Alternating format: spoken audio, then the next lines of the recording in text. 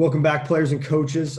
Today we've got big time guest, the Director of Player Development for the Washington Wizards, David Adkins.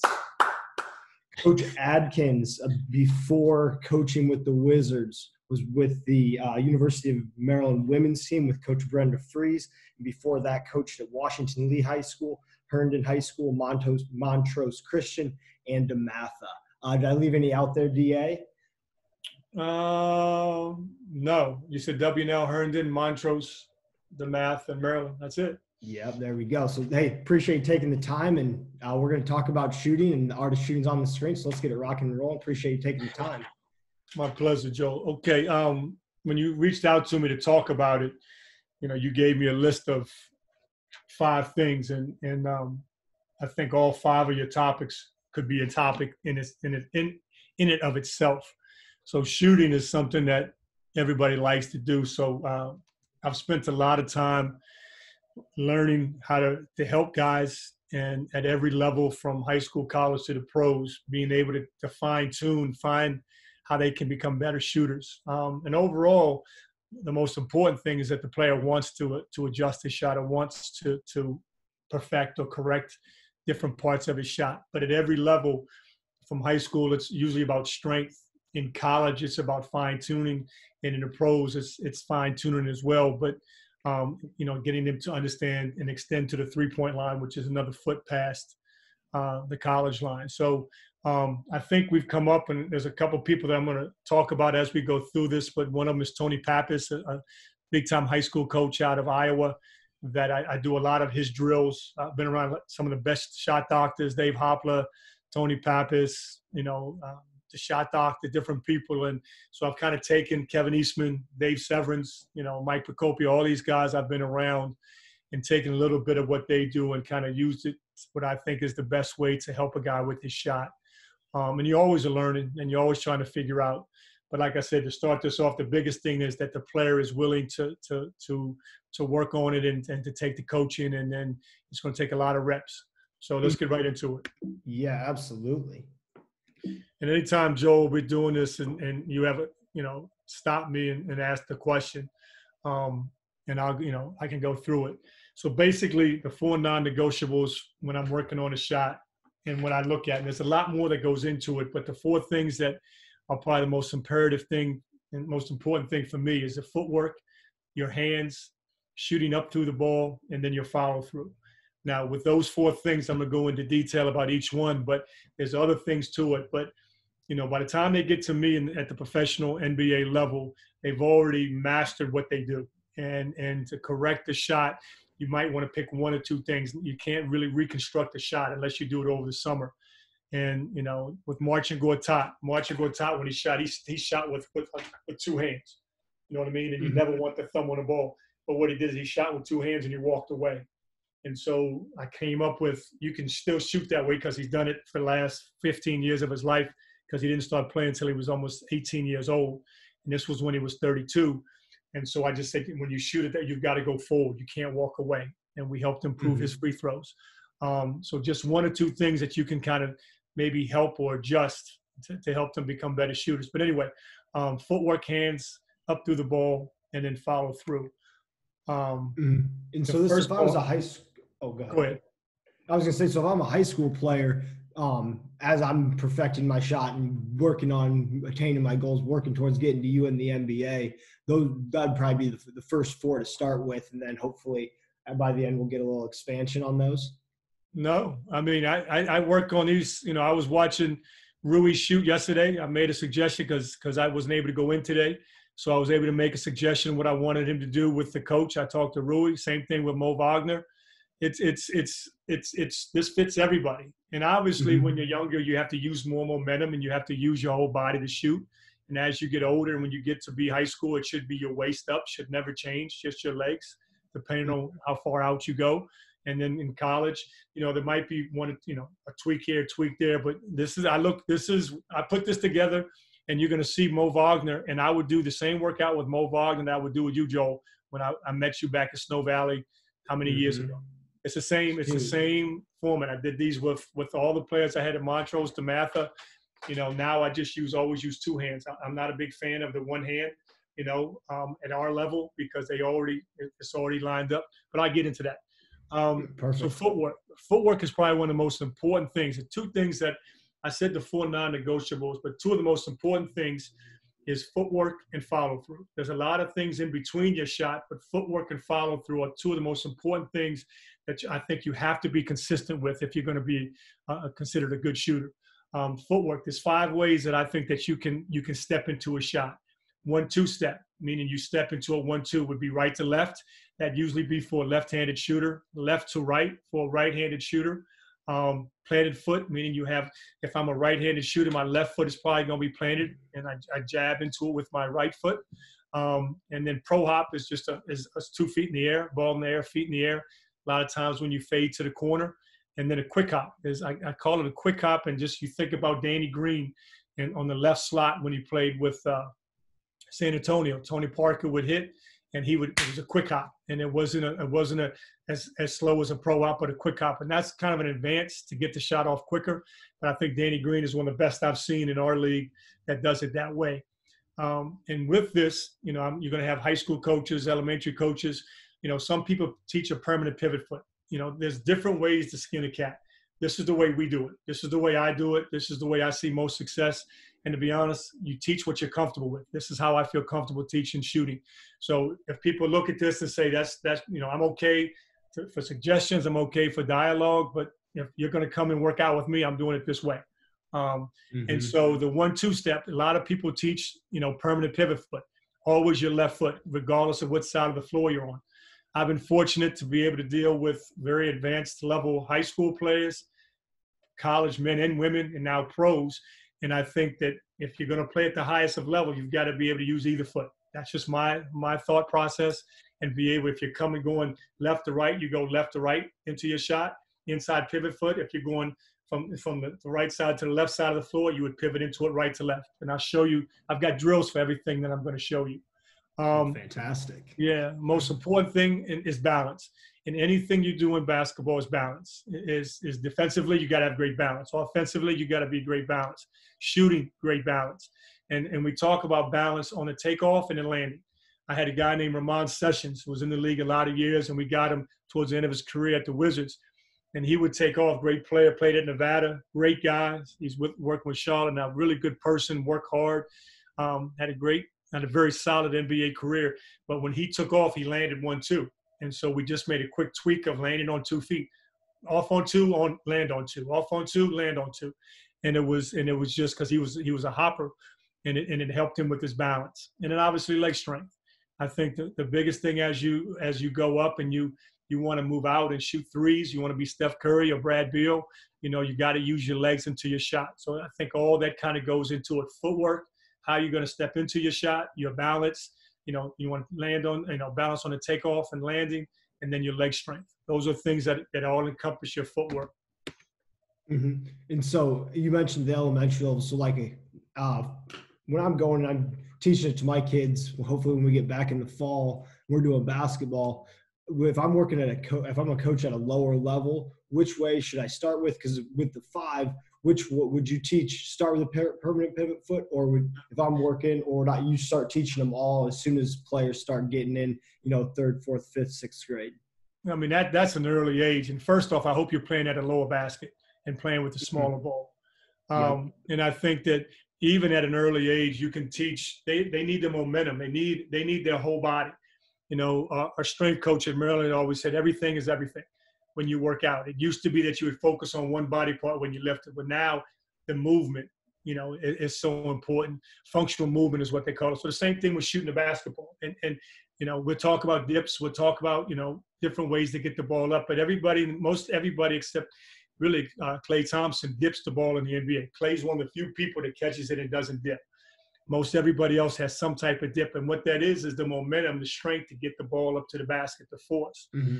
And so with what you're saying is I would be okay, but the hand placement is important. And I'm sorry, let me back up. I would teach them the 1-2 step, because I think the 1-2 step, and you can really work on that. That's going to help you with balance. That's going to help you with leg strength.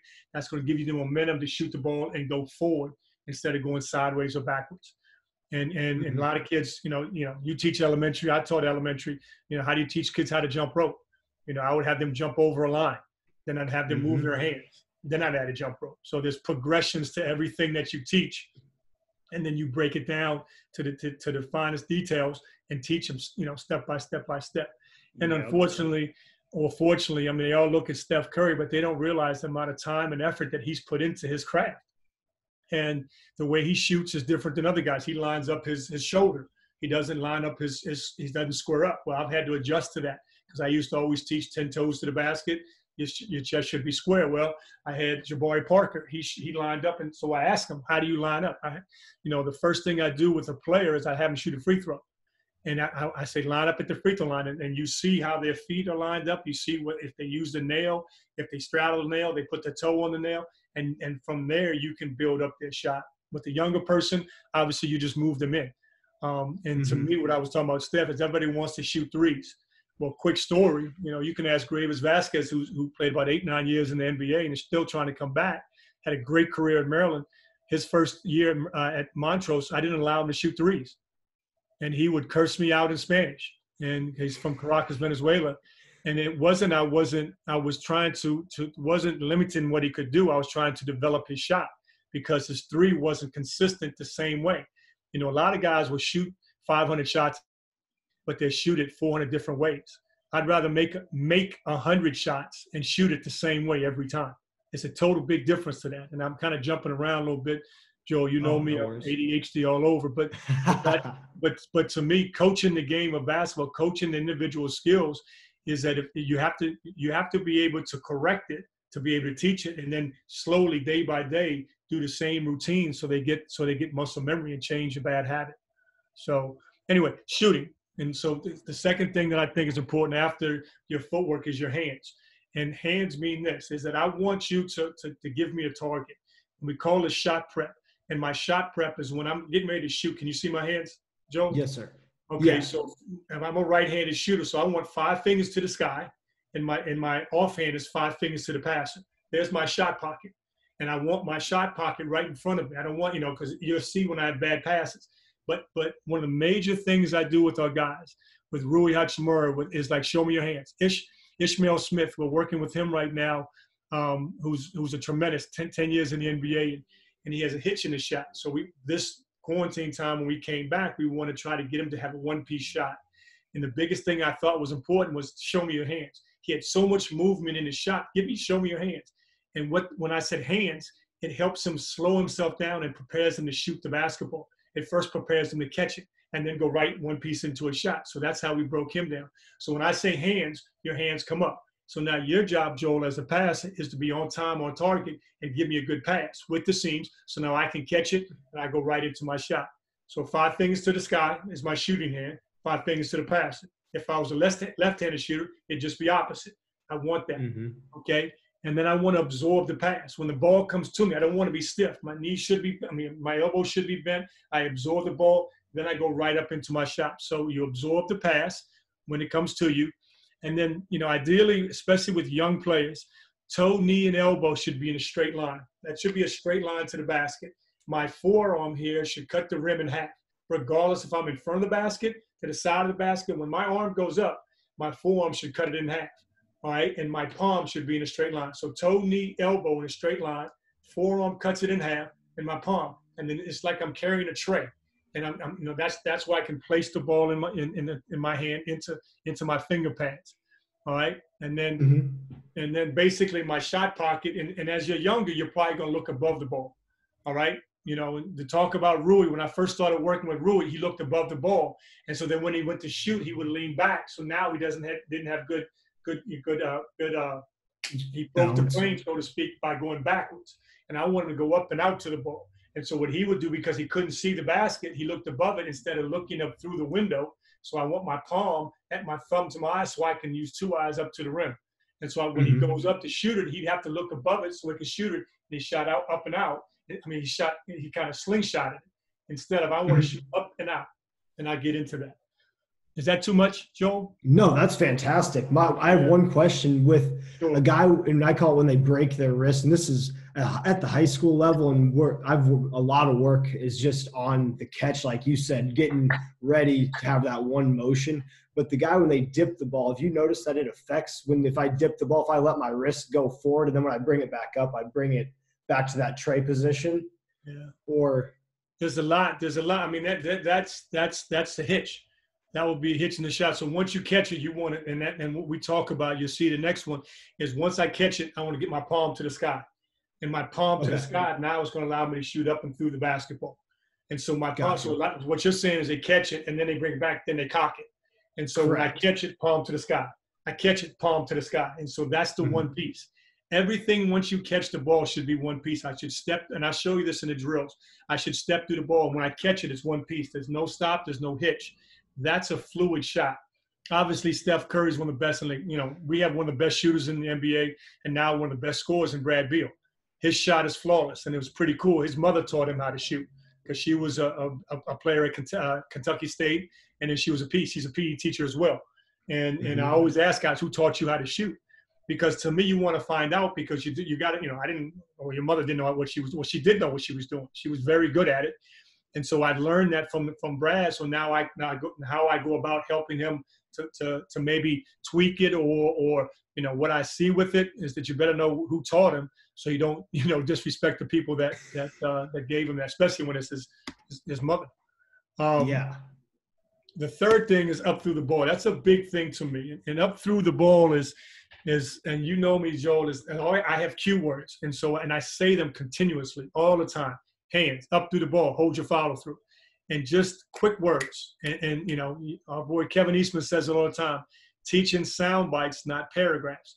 And so I just want a cue word, hands. So the hands tell me to get ready to catch the ball. And I've already taught them my hands. I catch it, I absorb it. Then I would say palm to the sky. Then I would say up and out. And so those are things that I want. I just talked about a one-piece shot. So on the catch, I want the momentum to give power to the shot.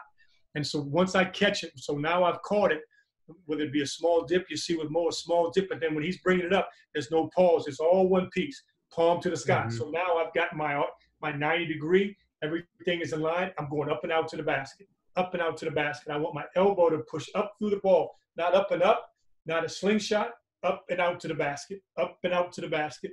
And it's really a strong shot. And you'll see some of the drills I'm going to do with Mo that we'll talk about it. There's times when I was working with players, Alyssa Thomas at Maryland.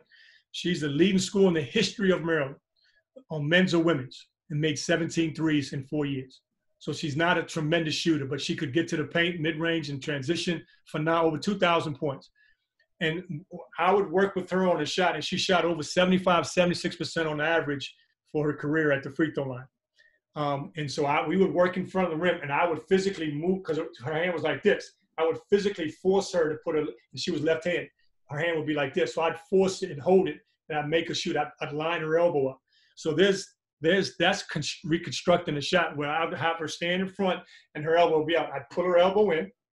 I'd fix her, and before I even put the ball in, I would place the ball in with two hands, and I'd make her get her palm this way instead of out because she'd want to shoot across, and I want to shoot up and out. So there's times that you've got to be physical with and straighten it out, depend on the age of the player, to get them. If they truly want to fix their shot, a lot of people become very good shooters because they do enough reps and they force them to be a better shooter.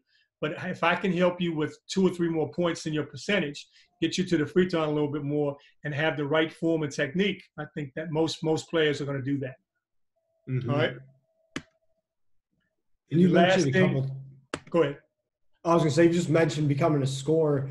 And so just touch on, you said Bradley Beal is one of the best shooters, not one of the best scorers. So what's the difference in your mind? Because I think that's important because I think I think when he came into the league, and it's interesting because he became, now he's both, and I think some people are labeled as shooters. Some people are labeled as scorers. I say Steph Curry is both. KD is both. I think that especially when you eclipse the 70, 40, 50, that realm, those are elite. But Brad came into the league and he was tremendous at shooting threes and scoring. I mean, he leads I think he has our record for most threes made with the Washington Wizards in our history. But now with John being out, he's had to take on another role of being a facilitator and scorer. You know, he averaged 30 points last year. Well, excuse me, this past season. We're getting ready to restart in Orlando in a week. But he had 50-point games, 40-point games. He had a streak of 50 back to back. And it's not just, and he shot the lowest 3-point percentage on catch and shoots the last 2 years in his career, but he's getting to the rim 6 times. You know, he's getting to the free throw lines 6 times. 8 times. He's getting 8 free throws a game, so he's doing other things than just catch and shooting. And so now this summer is going to be more of an understanding of getting this, because now John is coming back, so he's going to have more open looks. But 30 points a game in the NBA is 30 points a game. And so that's just not shooting, but that's him coming off the dribble. That's him getting to the rim. That's him getting to his mid-range. And that's him, he's become an all-star, and it's been really cool to watch. And that's all because of the work that he's put in. So, and one of the best things Brad has is a follow-through. And when you shoot the ball, when you finish your follow-through, I want to snap my hand. And literally, Joe, I teach them to snap, and I want them to shoot it that violently. And they're like, it's going to be too hard. But once they get the feel, that should always be the same. And when I snap my wrist, I want 5 fingers going down. And I was taught, depending on who you want to talk to, we deal with Noah, and it's a tremendous thing that helps us, the Noah system for shooting.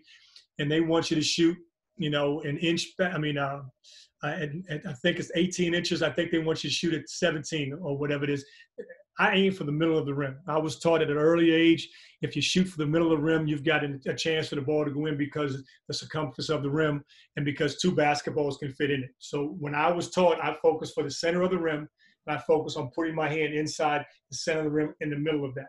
That's how I teach it. That's, some people say, the front of the hook, the eye hook. Some say the back of the rim. Whatever your coach teaches you, I look for the center of the rim because I want to imagine putting my hand in the center of the rim when I finish the shot.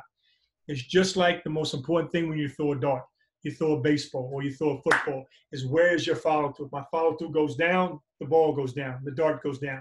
If I throw the dart and I point to where it goes, that's usually where the dart, the football, the baseball goes. If I shoot a basketball and I put my hand in the center of the rim, ideally that's where the ball is going to go at the end.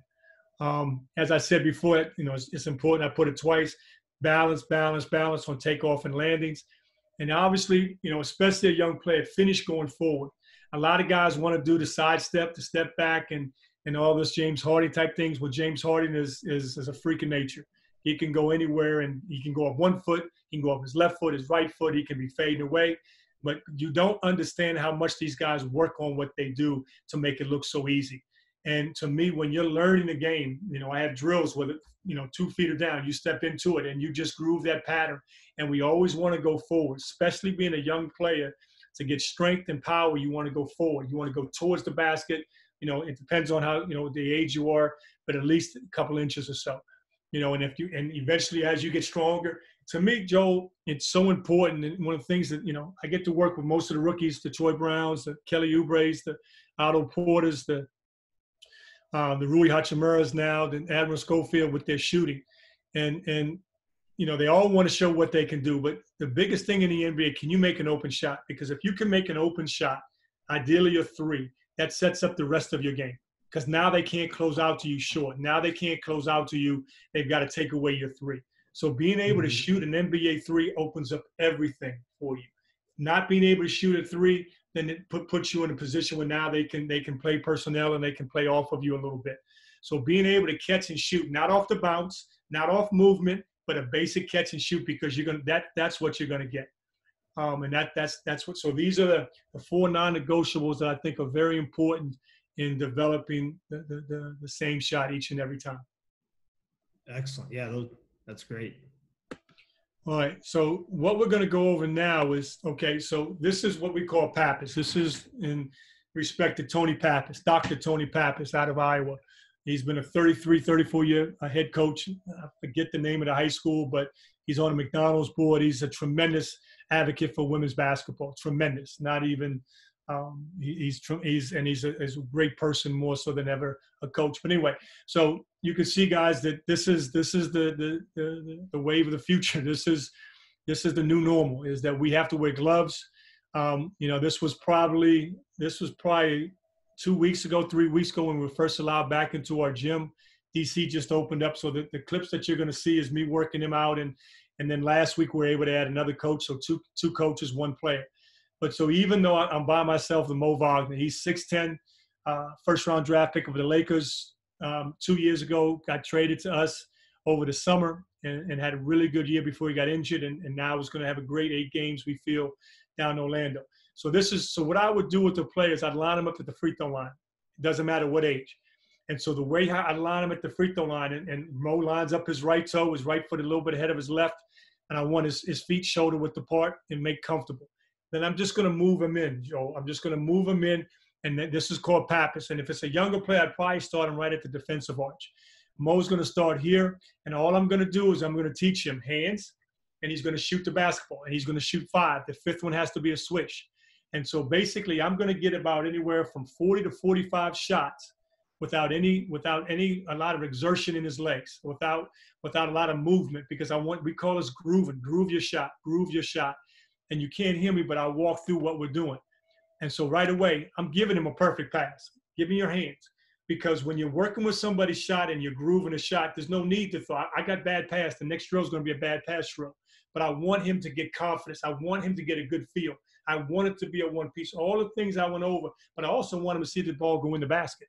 That's important. Mm-hmm. That's an important part of anything. And so what Mo's going to do is he's already warmed up a little bit. We've stretched. We've already probably did something around the basket. We've already did our ball handling, but now this is just a nice groove. It's not a rush. He makes 5. Now he takes a step back. Hands are ready, up and out. With Mo's got big mitts. And Mo used to be like this, literally, like the claw. And so I came up with this one. I said, the more coverage on the ball, the more command on the ball. So the more coverage, I want my hands wide. I don't want them close. I wish I had a basketball, but the more coverage I have on the ball, that means I can command it. I can demand the ball to go where I want it to go. Whether I'm pounding it, dribbling it, I don't dribble, I pound it. Passing it or shooting it. I want to command the ball. So the more coverage, the more command. The more coverage, and use your big hands. And I spread their fingers that wide. In the game, it might come to here, but I don't want it like this because then I lose feel for the ball. And then up and out. Yeah, at the elementary level, we say get your bear paws, not your koala paws. Oh, okay. And we don't have those type of bears out here in the East Coast, but so you see, it's just simple. And so he's going to get, and so usually what I teach, by the 5th time, 6th time he steps back, he should be at the nail. So every time he steps back should only be about a half a step. Now he's 6'10", so he takes it bigger. So I counted this, and but even that, but just nice in rhythm. I want him to just clear his mind and just groove into it. And one of the biggest things we did with Mo was I want him to get a wide base, and I show you I have a drill for that, but to get his legs into it. And I want him bend down. I want him in a good stance. And even sometimes here, Joel, is I have him exaggerate being low because in a workout it's here. In a game, he's going to have slippage. It's going to come out. So the lower, the better. But you see, it's just a nice rhythm.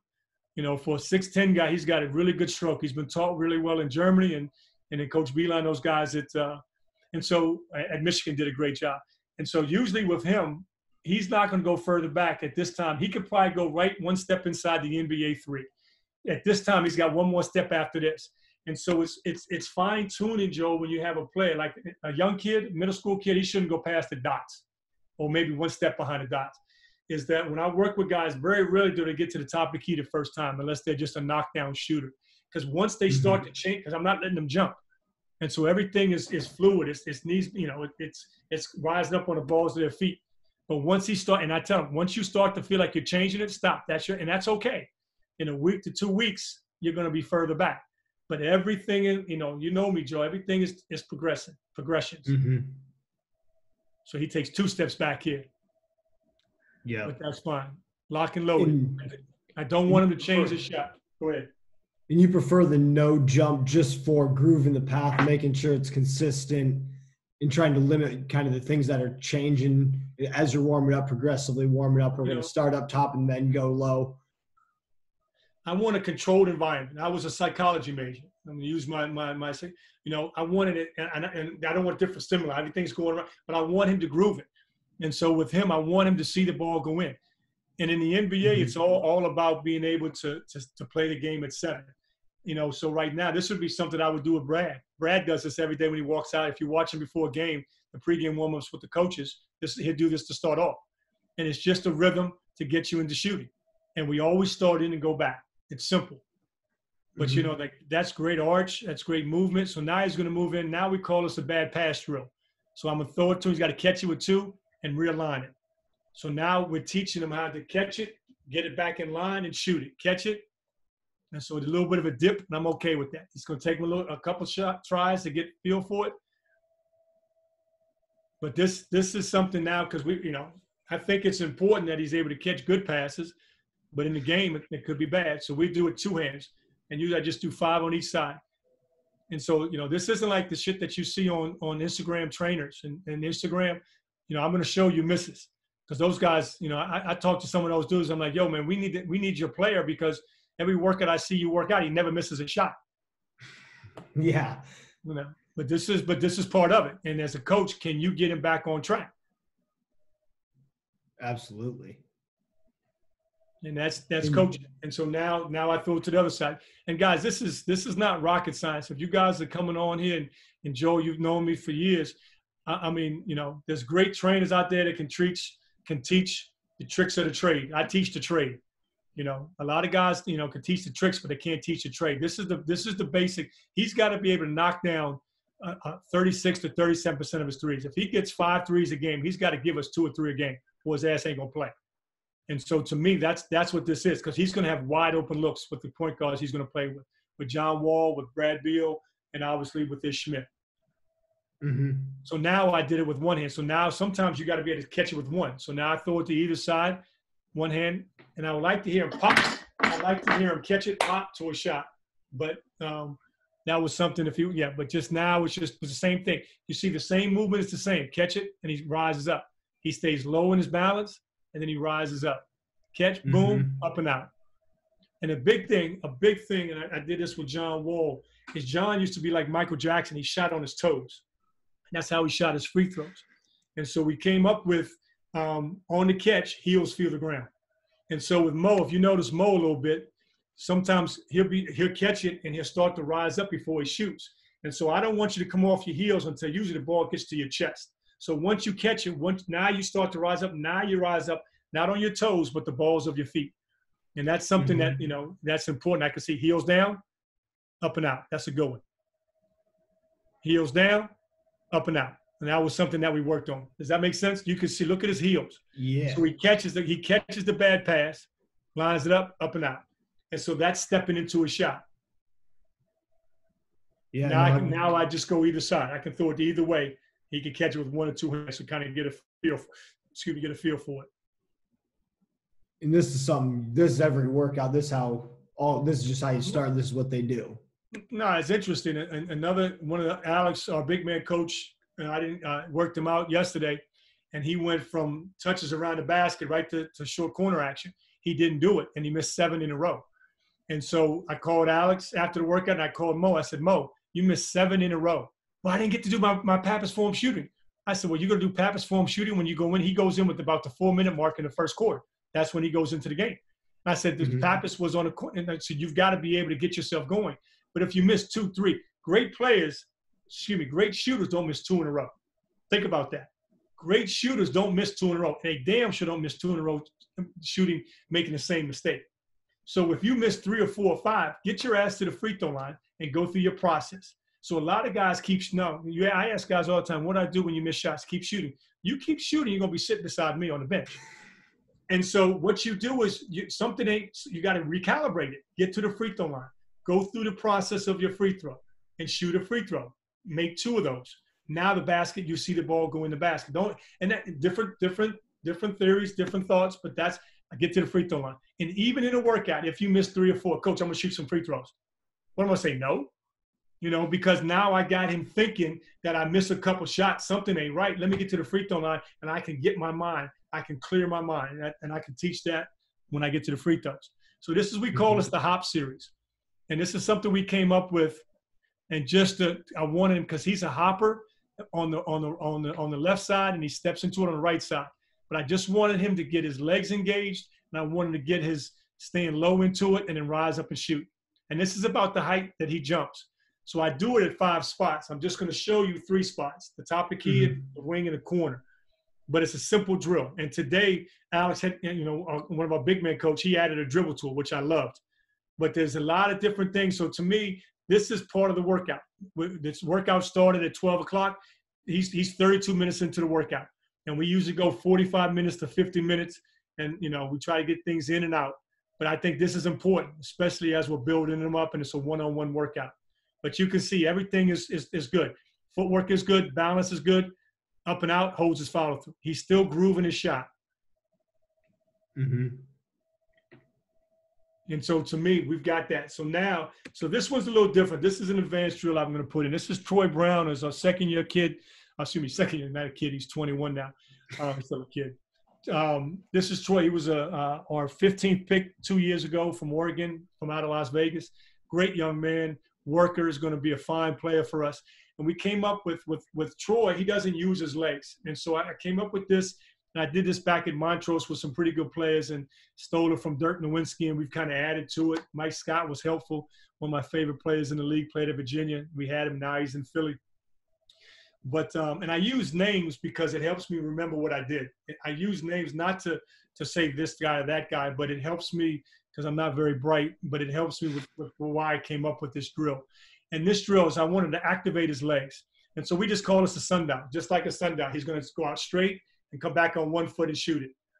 And so this is just to get him going. And Troy, I started, this is actually in season. This is back in probably, I could look at the workout. This is probably December, January.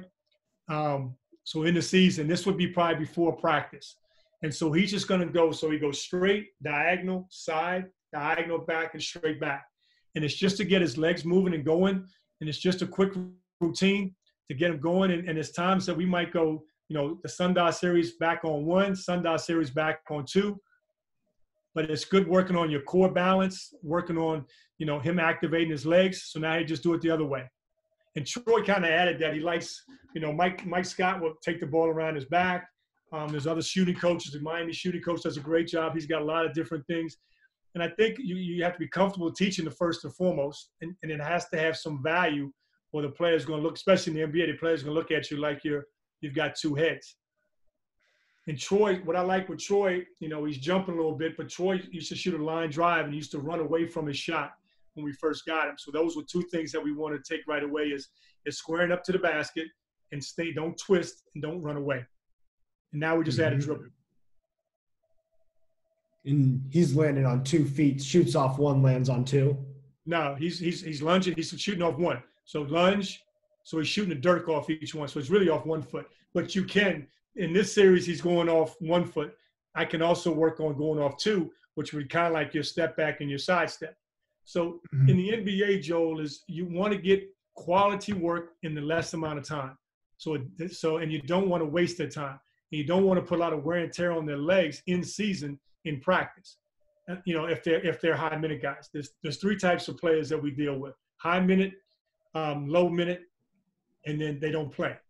And so with that being said, is each workout is detailed for each one of those guys. Brad Beal is not going to come in and give me 35, 40 minutes of an individual workout because he's going to play 35, 36 minutes the next night. Troy's probably going to, it depends on where we are in the season. He's playing this year, he played close to 20 minutes a game. We're going to work him pretty good, but we're not going to, we're going to make sure that he has enough energy and that's where we have the load management and all those people come in.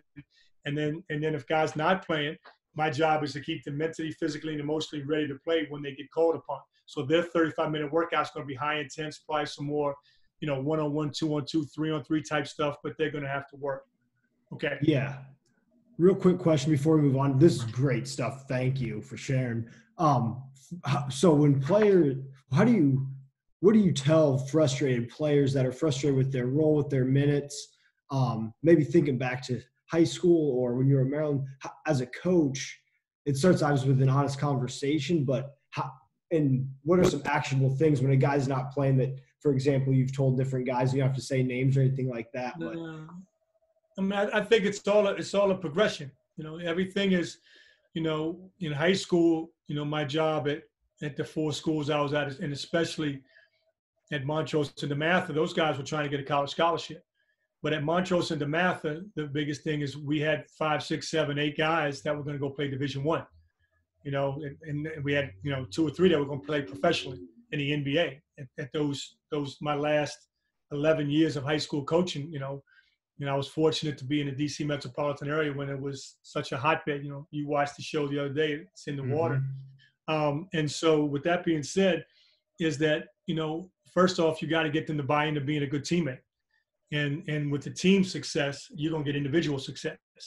And so in the programs I work for, obviously Montrose Christian, Stu Vedder, the program speaks for itself. It's not a team, it's a program.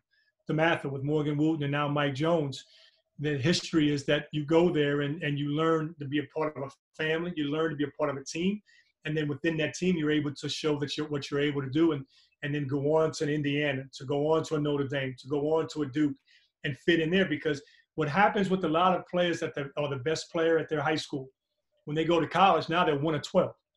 And how do they adapt to that? So your question is, how do you help them? Is you better figure out how to be a good teammate. You better figure out quickly, what does that coach need you to provide? I've used this for years. Now in the NBA, it's so true. I don't care, Joel, what you think that you can do. I don't care. In the NBA, I don't care what you did at Oregon, Gonzaga. I really don't, because that's not I don't do that. I develop players and I coach players. We have a scouting department. We have all those in management. My job is to get you to perform how Scotty Brooks wants you to play. And so my job is to take what you do, fine tune it, but fit it into how Scotty wants to play, because it's a role-defined league. I've said that all the Zooms I've done. What does that mean? Well, even in high school, what is your role going to be as a freshman? Master your role. Dominate the simple. I think that's what Procopio says, right? Yeah. But dominate the simple and keep it that way. And then what happens is, once you dominate the simple, once you master your role, usually you get more opportunity. But it's okay to be that guy that's a rebounder. It's okay to be that guy that's a winner, a Marcus Smart. It's okay to be that guy that's a defensive player first and foremost. Everybody wants to score. Well, a lot of times you have guys, sophomore, junior, senior, freshman, sophomore, junior in college that have that role. Figure it out. Now, if you're an elite level player, then you got to go do what you do. But if you're trying to figure out how to fit in and how to be a major player on a team, is that you get with the coach, find out what he needs you to provide, and do it. And once you do that, he's probably going to give you more responsibility, more role. But do the dirty things. Do the rebounding. Do the defense. And everybody wants to do the offense. We got Brad Beal, John Wall. We need pieces around them. We've got guys that are going to get 50, 60 points every night. Can you do the other things? And then when you get your Rui gets 10 shots a game. I have his shot breakdown. 40% of Rui's shots are at the rim. 20%, 10% is at 15% is in the lane. 15% is at mid-range, and 30% is at 3. That's his breakdown. And so now how we design his workout is we got to be proficient 65 to 70% at the rim. We've got to be solid in the lane. We've got to be solid at mid-range, and we've got to be able to shoot 36 to 40% at the three-point line. So you break it down like that. And you got me going all over the place. So listen, curl shooting, pretty simple. All he's going to do is go elbow to elbow. He's going to work on inside pivot foot. And so he's going to start off, and I'm going to throw it to him. And this is something we're moving, all right? Left to right, right into it. Stay in the shot. Good floater. Good follow-through. Goes right into it. And I don't mind how fast he goes back, but once I bounce the ball, you step through the ball. And you see right there, my little quickness right there. And so even in a shooting draw, I want him to be able to move, because basketball is such a rhythm sport. And being able to move and get around guys, right now it's 2 players on the court. In an NBA game, in a high school game, a college game, there's 8 other players. So you got to be able to move in tight quarters. You got to be able to get away from tight quarters. So I just want him moving his hips, and then being able to get into a shot, get to the elbow, explode to it. So now he's going to go corner to the elbow. And you see, you could say how hard it's going, but right to left. It's always inside pivot foot. Okay. And this isn't, so just pretty simple. He only gets 5% of his shots are mid-range. But to me, I'm grooving his shot. It's not out of an action. Now he made a nice, we call that fly by. He's going, beautiful. Defense flies by, shot. He's got to do it again. Crack back. Boom. Stay down low. Left to right. Fly by, shot. Good base. Good follow through. Now he's going to go to the right. It should be, yeah. I told him to make 2 in a row. That's what it was. Now he's going to go to the right corner. So just simple. And what I've learned, Joel, is, a lot of guys want to make 10. They want to make 20. Nah, man. Can you make 2? Because that's all you're going to get in the game. Can you make 4? You know what I mean? And it's not about how many you take. It's how many you make. And if you're going to take 10, but it takes you 20, that means you're shooting 50%, and you're not going to play 50% against no defense. Is not very good. Yeah. What percentage are you looking for guys to shoot it when they're unguarded like this? I mean, we have Noah numbers. So I've got the Noah. I got his numbers today, and he should be shooting in the 70s. Most of the preseason workouts, he's shooting 70 overall, and then he was shooting 70 to 75% for threes. So they break it down both. So we've got Noah, and got all the technology in the world you can imagine, and that's what I see. And in my analytics, when we break down numbers, whatever you shoot usually by Noah, if you're shooting 60% from Noah, you're going to shoot 30% in the game. And that's just a read I've seen, because we have guys that, so every workout I have written up what we do. Is a Google Doc. What we do, the coaching points, we have video to it now, and then we have the Noah numbers, and we also have the load doctors. And I don't get me started with those guys, but the load management. So there's things that we can and can't do with the workout. But I look at those Noah numbers. So I got weekly Noah numbers, monthly Noah numbers. And then I compare those Noah numbers to what he's shooting in the game. And usually what happens, what he shoots at Noah in workouts throughout the season to the game is usually, so if he's shooting 70% from Noah threes, he's shooting 40% in the game. And so if he's shooting 65, 35. And that's just a rough number, but that's pretty much across the board. Gotcha. So now this is something that we're building up, and these are drills that we're doing. So I call this catch and shoot threes progression, and it's simple. He's only getting 2 shots of each. And, we don't like – some teams, Houston doesn't like long twos. I don't mind. If you make a shot, make a shot. But I want him to get used to shooting. He's only getting 2. So he's got a long 2, on the line 3, 3. He's got to make them. And it shouldn't take him that long. So he's going to get 2. He's, stepping into it. So so he's struggling to start. And I do it 5 spots or 7 spots. But this is the same thing, just to get his form and techniques. Show me his hands. There he is. So I've got to get him to show me his hands. Now he's got to be on the line. I guess he's shooting threes here. So it should be long 2. You see the other clips are better. On the long 2, on the line 3, 3. And I talk to him just like that. So now it kind of becomes a little rhythm, has some fun. And if you notice, I'm passing the ball straight on. I'm by myself, but it's a lot of times when you're correcting the shot, throw it straight on. You take away the other variables. You take away the other things that could go wrong with the shot. And, you'll see when we start working out in game shots, the next couple clips, next couple edits will be passes coming from all over, just like a game. So the same thing, but right here, everything's lined up because I want him to have confidence. On time, on target, every pass should be good.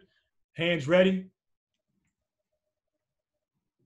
There it is. Hands are ready, right into it. So that's a long 2. Now he's going to be on the line. Like I said, I'm just progressing and building him up. If I was building a rookie up, I'd do 5 times. He would have 5 different places that he moves back. He'd make 3 at, 5, 4, 3, 2 would be on the line. The 3 would be the last shot. Love his form and technique. And this is the workout. Now you'll see what we're going to do in a minute. But look at his form and technique. He's sticking it. He's going forward. Everything we talked about, he's doing. Like to have him keep his left hand up a little bit, watching it. So this is a long 2. I want the same shot, whether it be a long 2 or on the line 3 or 3.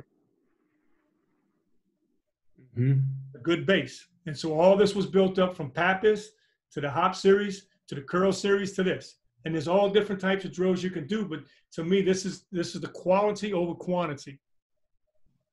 So we would do this. I only show you 3 spots, but he'd usually do top of the key, wings, and corners. I always shoot free throws in between. So now as we move forward, Joel, this is just a pick and pop series. And we call this pick and pop +1. A lot of times in the NBA, guys will get in line and shoot, and they'll shoot and step to the side. I want you to shoot quality shots. So we always say make 1 +1. So usually you get 2 shots because I want you to stay in the shot without moving. If I want movement, I add movement. So basically just going to be a drag. He gets out. So now this is all game-like shots for him. So he gets the first one, he gets a +1. So he stays here. So now we're working on movement out of a drag, simple act, and all this shit is simple. But where he's going to shoot from is going to be the slot, the corner, the top of the key. And so, let's get to those spots all the time. Not to the break, because the break is, the break is that's the longest 3. But get to your spots where you're shooting the game. So now he calls a ball mover. DHO to the corner, get to the corner for a 3. Misses it. We got to do it. He can't get the +1 till he makes it. And so now this is part of being a big man, is being able to handle the ball, get to the corner, knock it down, +1. Next one's going to be a step up. So now he just sets a step up. We actually play a game. Rich changed it up. Get game is just the ball goes to him. That'd be him and Brad Beal playing. Now we just switch sides. Same thing. We right into a drag. Now, in this, are you giving him foot freedom, or have we taught? How do you establish how he does his feet, or when he's just shooting like this? Are you obviously paying attention to it? But yeah, a lot of what we've done is the shots that he does. He'll show you. He'll tell you what he does. And so, like going to his left, most right-handed shooters take a side step going left. Ball comes to him, he steps into it. So it all depends. So I'll watch game footage. I'll watch him when he shoots with me or another coach. This is kind of where it's a hop, where it's a little side step there too.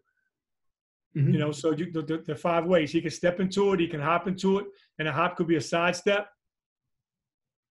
There's a 1-2 step into it. So you notice right there, he just went into it. It's a great question. So a lot of guys, so now he moves up. He's going to come up off of it. He opens up left to right.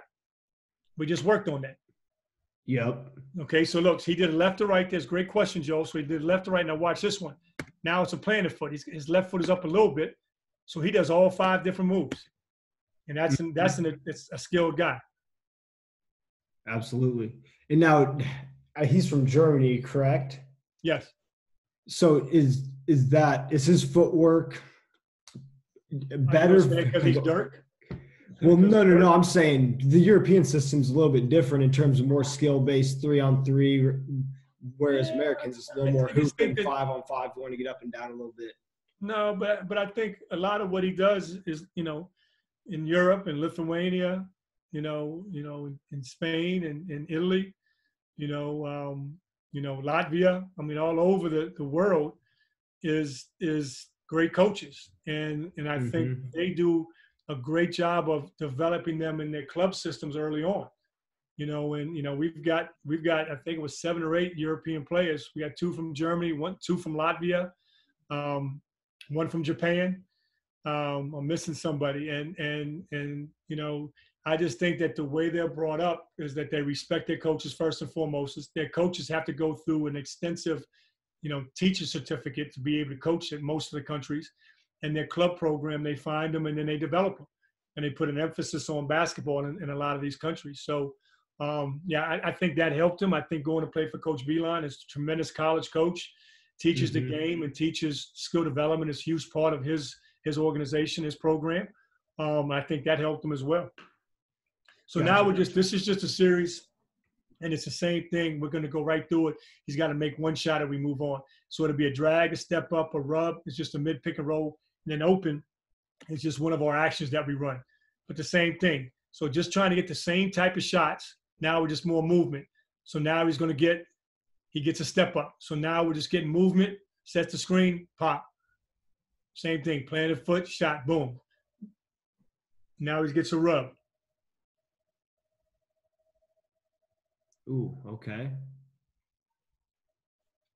So a little bit of light. So like I said, this is all of us getting back. So now we call this open. We swing it through the big. We play the game. He's going to get a corner 3. So now we've gotten shots from all spots on the floor that he will in the game. He's going to miss 2 of these and he's going to make it.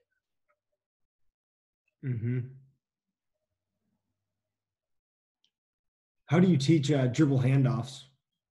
Depends on how the defense is playing. If the defense is uptight on the guard, then it's a dribble screen. It's a DHO.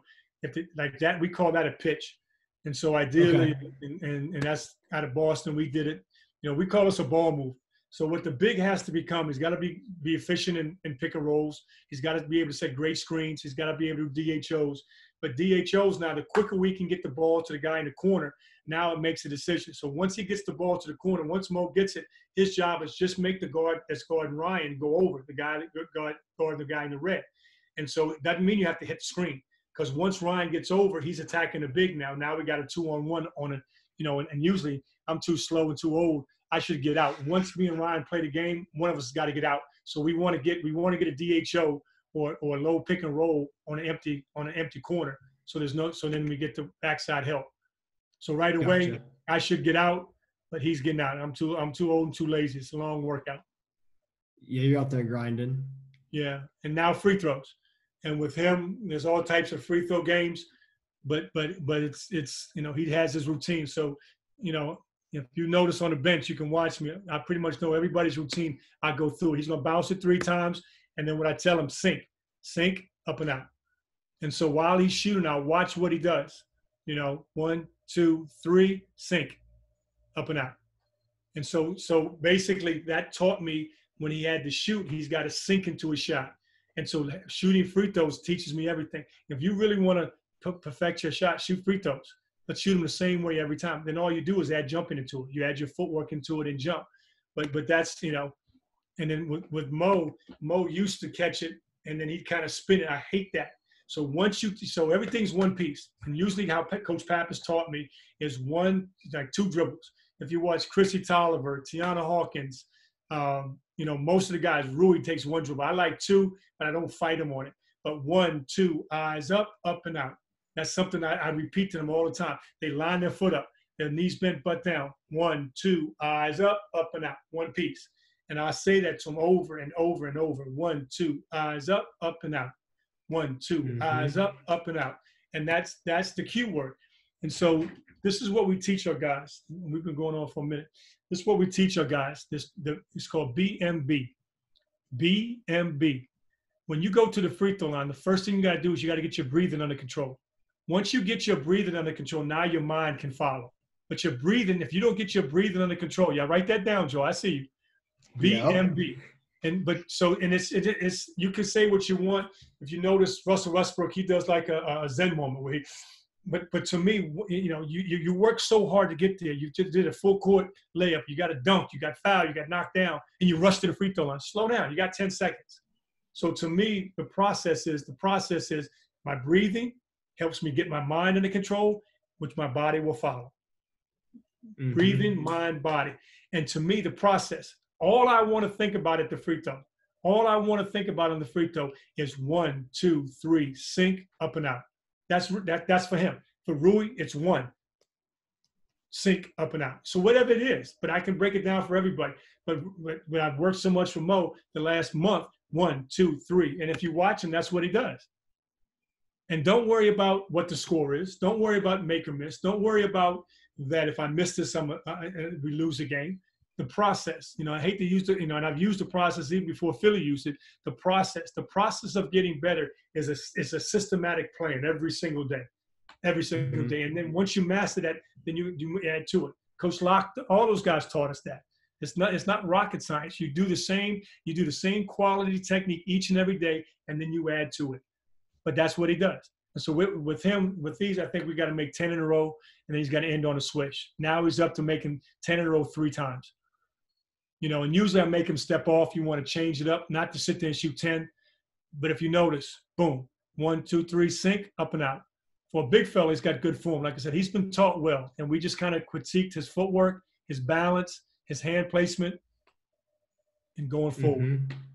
And Mo is somebody, great young man, but he's all over the place at times. Very intellectually, you know, savvy, you know, knows politics. But, you know, my biggest thing with him, when you come between the lines, let's be a dumb basketball player. You know, we don't need to solve all world's problems. You know, now it's become, you know, and you know, obviously with the way things are going, when you step away from that, yes, you know, do what you need to do, you know, with your social activism. But in here, it's time to get serious about basketball. And he's done a great job with that. sink. So psychology wise, you mentioned that, and that was Radford, correct? Division two? No, it was division. I went to Old Dominion first. I played at Old Okay. Dominion. I was there for a year, and then I went to Radford and played at Radford. They went Division one when I was there. Got you. So then psychology wise, how do you, when a guy's struggling to make shots, Brad this past year obviously had a really good year, but maybe thinking back to his earlier on in his career, just a guy that, he definitely has the capability of scoring, being that elite level, getting 18, 20 at the high school level, without a shot clock is kind of where I'm thinking. But when the stuff's not going well, what are you saying? Are you sticking with the process, or is it you got to shoot your way out of it? Scotty, yeah, there you go again. More doesn't make it better. Mm-hmm. Just because you shoot more doesn't make it better. Scotty Brooks, he gave me this 4 years ago when I first started, when he came to the Wizards and I started working for him. He said, I want guys to have a routine. When he was a player and he was a worker, when he was a player, he said that he did the same routine every day. And he felt like when he did the same shooting routine every single day, that he was least likely to go into a slump. What do most guys do when they go into a slump? They shoot more. So and I just thought that was pretty smart, because get your routine, stick to your routine. Now, if you're missing shots, you have to look at your technique. You have to look at film. You have to watch that. Inevitably throughout 82 games, you're going to have some tough shooting nights. But can you impact the game in other areas? Because once you start letting your mind, what I tell you, I say this, I probably said this to you when I met you 20 years ago at Snow Valley. I know your mind is an organ, but damn if it ain't the smart, if it's not the strongest muscle in your body. I know your mind is an organ.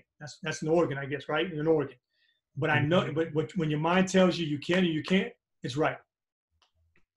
And so, yes, there's psychology to it. But to me, it's you get back to the gym, you get back to the basics, you get back to Pappy shooting, you get back to seeing the ball go in the basket, you get back to just getting in the gym. Isaiah Thomas, one of my favorite players, and was with him this year. I was with him in China with Nike a couple of years ago. I got to know him a little bit better after they beat us in 16, 17, in 7 games. Tremendous person, tremendous father, tremendous player, and his work ethic is tremendous as well. And he had a routine. When we flew into a city, I had to go find him a gym. It didn't matter what time we landed. Now, obviously, if it was a back-to-back 2 a.m, no. But if we got in at 8, 9 o'clock, I had to find a gym by 10, 11 o'clock that night. And he went through the same routine. And he'd look at me. I'm like, yo, let's try this. He said, DA, do I do that in a game? And he would say it like that. And I'm like, no, you don't do it now. And it wasn't like he was coming at me, but he's like, when these guys get in the league for that long, they know what they're going to do in the game. Now, obviously, there's going to be some different shots or different moves. But with his hip and the way he aged, he's got to be able to make these shots, because he knows he's going to get this pick and roll off the left side where he can step back, or he's going to get this runner from the top of the key. So we did a specific workout routine. One of the best shooters in the league is J.J. Redick. He is fanatical on doing the same thing every single pregame. Fanatical in his shooting workouts during the offseason and in season. I'm talking OCD. OCD is what people say. I have never worked with JJ, but if you watch him before a game, if you give him a stretch man that's not the one he used the night before or the day before, he knows it. And that's what made him such a great player. And so sometimes the consistency of what you do every single day in the same way you do it, you're going to have a routine, and hopefully it's going to not let you go into shooting slumps. But it happens to all of us, and it's your mind, it's your positive thinking, it's your getting back in the gym and working on your technique and being able to get back shooting it right. Yeah, great. Well, shoot. Yeah, we've already went an hour, so we'll wrap it up here, DA. But man, thank you for the time. Any advice? So for high school guys that are probably guys and girls that are watching this, what advice would you have with the COVID and with so much unknown? What advice would you give? Because, depending on where they're at geographically, they could not be able to be with the coach. They may have to go to a park. They may be able to be in the gym with their team. What would you tell a player right now, at maybe somebody getting ready for their senior year, really trying to make a jump this off season? I think the biggest thing, and I steal a lot of things, is Kevin Eastman, be where your feet are. Right now, obviously, with the social unrest of our country, with the pandemic, the coronavirus, is some scary times. I've got my daughter is an 18-year-old. She was supposed to graduate this year. She's going to graduate, but she lost out on her senior prom. She lost out on her last month of high school. She lost out on her graduation. And it's some tough times. She's going to go to college, in August as of right now. Be thankful for what we have and be thankful for your family, but also be where your feet are. Enjoy where you are. Spend more time with your family. Spend more time with your siblings. Spend more time getting to know the people, in your circle. And then, I say this 3 things: show up, prepare, and outwork. Show up first and foremost. Let me back that up. Prepare first and foremost. Prepare what you're going to do tomorrow morning. Tomorrow morning, if your ball handling has not gotten better over the pandemic, then you are not serious about being a basketball player, because all you need is a ball. Basketball, tennis ball, marble, you can get better with your ball handling. If you didn't get better with your ball handling, that's on you, because you don't need a court. You don't need, we did Zoom workouts with our players for 3 months. And we had guys in living rooms, Isak Baga. We had guys in garages. We had guys, in kitchens. We're doing a ball handling routine. And then now when we got back into, we were able to go into our practice facility, everybody's handles have gotten better. It's amazing. I could show you the ball. I mean, it's amazing. Big, small, it doesn't matter, because those guys worked on it twice a week on Zoom calls. And then some of the guys worked on it more. So if you're not working 5 to 10 minutes a day on your ball handling, by the end of the week, you cannot tell me you're not going to be better. So you can still work on your craft. And then there's outdoor courts opening up now. Get out and work on your craft. You can work on different things: footwork, pivoting. You can work on your passing against a wall. You can work on your shooting. I just showed you a workout. Go, get your girlfriend, your boyfriend, whatever you have, get your little brother to rebound. But work on your craft. And there's enough people out there like yourself, Joel, like Snow Valley Basketball, that will have, the right way to teach the game. Ask your high school coach, ask your AAU coach. And if they can't tell you, reach out to Joel, reach out to you. Seriously. I mean, because there's no excuse for not getting better, especially now in today's modern age with the computers. And to me, it's simple. You can go buy a book, you can get online, and don't go and try to do all these tricks of the trade, as I said. Learn the basics. Learn how to pound the ball stationary before you try to add any movement. What Steph Curry does has been years upon years upon years upon years of work. And how the ball, him and Kyrie are 2 unbelievable. John Wall's handles. It's unbelievable what they can do with the ball. But I've seen it up close and personal at every level. And it's just work. But, I'm going to go back to it. Prepare your workout tomorrow. What are you going to do? I'm going to get there. I'm going to stretch. What kind of stretch are you going to do? How are you going to get your body warmed up? What kind of ball handling are you going to do? What kind of finishing are you going to do? What kind of pivoting are you going to do? And, back in the day, I would have, this was my workout. I'm going on and on, and let me get off here. But this was what I did. So when this was my push-ups, sit-ups, jump ropes, and then I was riding a bike. So every day when the first pandemic started. And so to me, when I wrote it down, now it became, I did it. And so to me, why wouldn't you have a plan to write up what I'm going to do tomorrow and check it off when I do it? And then do that for a week and see how many check marks you have. And then by the end of that week, you're going to be better at those things that you've checked off. It's that simple, Joel. Excellent. Well, yeah, thank you. And DA, thanks for everything, man. Yeah, this is when I met you, and shoot, I think that was like 2005. And then I tell everybody that story of shoot, when you're at Maryland, I was supposed to get in at like 4 p.m. It's 2 a.m. I haven't seen you. I get in the car and you're just saying, you good? Like, man. So you're top 5 human being. I give you shout outs every time anybody asks who's the best guy. So I appreciate you coming on, man. And yeah, what you're doing for the game, what you shared today, I think is just fantastic. But I want to tell you, I couldn't be more proud of you, because I met I think you were a middle school kid at that age. And, I was in 8th grade. Yeah. And first off, shout out to Don Showalter. That week got me off I was in a bad way a little bit. And coming out to, I say this all the time, Snow Valley really turned the corner for me. That's when I went from Montrose to DeMatha when I went back. And Don Showalter, I owe him I'm not where I am without Don. I'm not without Show and the Snow Valley. That was over at Luther College, right? And then we went I was at Luther, and then we went over to Wartburg. So I met some great people. But no, just continue to impact everybody you meet, and leave a legacy of a little bit better than you found it. And then we're going to be okay. Yes. All So right. thank you, DA. And yeah, we'll have to get probably after you get out of the bubble, and stay safe, and looking forward to NBA being back here in about a month. So. Okay, man. Thanks, Joe. All right. Thank you. We'll see you later. Bye-bye. All right. Bye.